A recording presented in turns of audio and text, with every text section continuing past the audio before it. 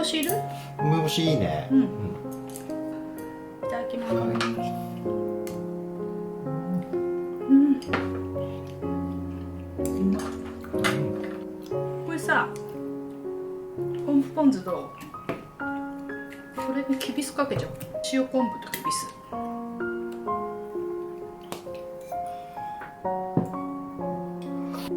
もずくにもちょっとかけても美味しいかも。なんか茶がゆみたいな感じでいいね。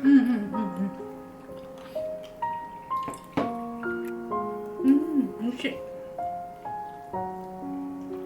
これ塩昆布ときびすが超いい。ちょっとこれね酢立っちゃったけど、上の段の方が良かったかも。そうだね。あ、うまっ。刻み醤油、効いてるね。出汁が効いてる。あ、美味しい。まだ残ってるからね。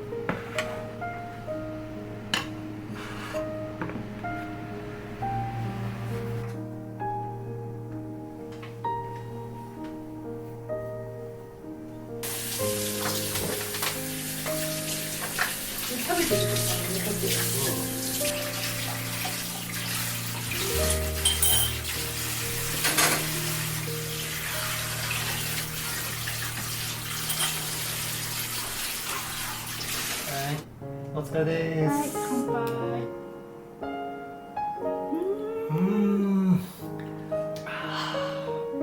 昨日飲んでないから美味しいね。やっぱ違うね。これさ、蒸し料理ってほら、世界共通の料理手法じゃん。だから和でも洋でも呼べるよっていうことで。なるほど。いただきます。確かに。このなんかよだれ鶏がすごい柔らかそうなんですけど、柔らか。美味しい。蒸し料理いいね。きびすの酸味がすごい優しい。おいしい。これまた、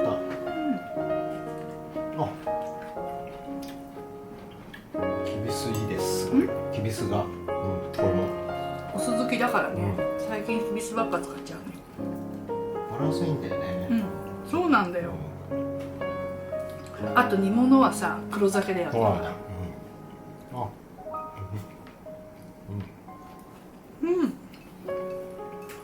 んまっ。あとすごいいい出汁出てる。こ